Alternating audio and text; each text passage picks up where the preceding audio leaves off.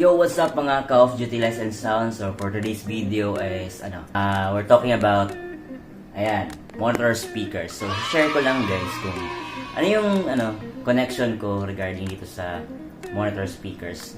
Kasi usually yung mga nagsi-set up is yung monitor speakers nila is tinatap nila sa may auxiliary. Ayan, so sa akin iba. And I don't think so kung may kapareho sa akin ito guys. Pero share ko lang yung connection kung paano ako magtatap or magko-connect ng monitor speakers.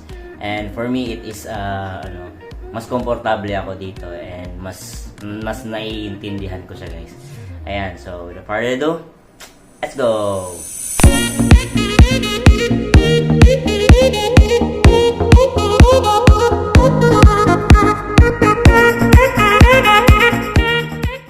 So ito yun guys, ito yung magiging setup natin. So dalawang monitor speaker. Ayan, so ito yung yung connection natin. So ito yung dalawang amplifier. So hindi na natin gagamitin ito dito kasi sa subwoofer to. So etong isang amplifier na ito is para sa front house. Tapos ito yung amplifier LX20 para sa ating dalawang monitor speakers. Ayan. So itong connection guys is invento or na tuklasan ko lang guys. Ayan, so silipin natin yung connection sa likod guys. Ayan guys, so yung connection pala natin is from mixer, ayan, main output, papunta dito sa equalizer. Ayan, equalizer. Dito, input, saka input. Tapos, nag-out tayo, out, papunta dito sa front house natin na amplifier. Yan, ito yung front house amplifier. Tapos yung dito diba nilagay natin sa may input A tsaka input B. So ang ginawa ko is nag-link lang ako guys dito sa link. Yan. So itong link na to papunta dito sa ating LX20. Ayan. So, sa input A and B ng LX20. Ito yung amplifier sa monitor speaker. Ayan. So, remember, front house, tapos monitor speaker. So, ang mangyayari guys, naka-equalizer, connected rin sila sa equalizer ko. Ayan. So, ang volume niya guys, independent. So, kahit naka-off itong amplifier natin sa front house, eto, kahit naka-off siya, kung i-turn on mo ito, lagyan mo ng volume, magkakaroon pa rin siya ng volume. So, test natin guys.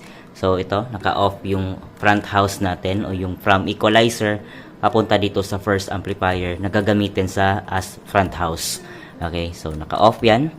Tapos, ang i-on lang natin is yung sa monitor speaker, si LX20. Ayan, connected siya dito guys. Ayan, so nakakabit yung microphone natin sa channel 1. Ayan.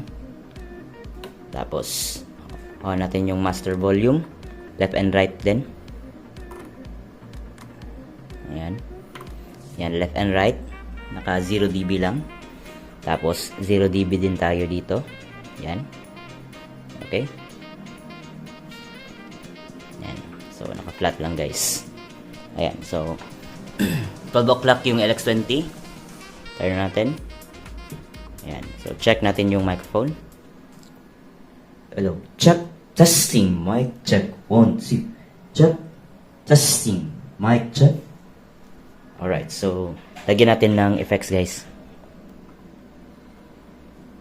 Ayan. Effects. Ayan. Okay. Hello. Check. Testing. Check. Hello. Check. Testing. Alright. So, ayan guys. So, hindi magbabago yung volume niya ng LX20. Kasi yung na-try ko na tong setup to dati pero integrated yon. So, kung naka-on dito pero naka-off yung naka-link kasi ito naka-link dito, 'di ba? Naka-link yung LX20 sa CA5. So, yung sa integrated amplifier, pag naka-off to, hindi din gagana itong yung pangalawang amplifier kumbaga. So, dito sa powered amp, na-surprise ako kasi kahit naka-off ito, ayan, nakababa yung volume. Pag nakaangat ng volume ng para sa monitor speakers, gumagana pa rin. Ayan. So, for me, it's a better setup. Ayan guys, so usually ang setup talaga ng ano natin, yung pang monitor speaker is dito sila kumukuha sa aux out. Ayan, sa aux out. Tapos connect nila sa other amplifier. Tapos let's say ito yung channel ng sa monitor speaker. So meron siyang independent na knob dito para yun lang yung lalabas sa monitor speaker kung naka-engage tong mga aux nito. Aux na knob. Ayan. So sa akin is ano siya, yeah, mas better naman din yun. Pero yun sa akin, mas comfortable ako na sa ganitong setup. Ayan guys, so recap lang tayo from main out ng ating mixer. Papunta siya dito sa ayan, sa input ng ating equalizer. Ayan, input. Tapos nag-out tayo. Out, papunta dito sa first amplifier or sa front house natin. Yan, ito yung ang kadalasang nilalagyan ko dito is yung PLX ko. PLX. Tapos ito. Tapos yung monitor speaker ko, dito ko na nililink. Yan. Link papunta dito sa LX20. Yan, naka-stereo pa rin guys. LX20. Ayan, so ito yung speaker wire niya. Yan. Papunta dyan. Yan. So, yun siya guys. So it means lahat ng nakasaksak dito guys. Kung ano man yung, kung example yung band setup. So, dito yung microphone, yung gitara, yung bass guitar, yung digital drum set. Yun. So, lahat yun is lalabas dito. Okay? So, dito na lang ako mag-EQ sa instrument ng band setup. Ayan. So lalabas diyan lahat. Tapos independent din yung ano niya, independent yung volume knob niya. Dahil dito. Ayan. So kahit naka-off to at naka-engage lang tong ano, naka-turn on lang to siya. Is gagana pa rin yun yung ano, yung mga speakers natin, gagana pa rin yung amplifier. Ayan, so meron namang iba't ibang ano guys, setup, pero para sa akin ito yung mas ano, mas comfortable ako na setup. Alright. Ayan, so tsaka nakagandahan sa setup nito guys. Ito, since itong LX20 natin, naka-connect siya dito sa CA5, naka-link siya guys. Si LX20, gagana din yung equalizer sa kanya. So, for example, babaan ko to lahat ng mga nasa low na frequency. Is mawawala din yung frequency na low sa kanya. Ayan, so pareho silang dalawa is ano, connected silang dalawa sa equalizer ko. Ayan. So ano, win-win talaga sa akin to na ano, na setup guys. Pero yung originally, lahat na yung nakikita ko ng mga ano review tungkol dito sa connection about sa monitor speakers is sa auxiliary sila nagtatap.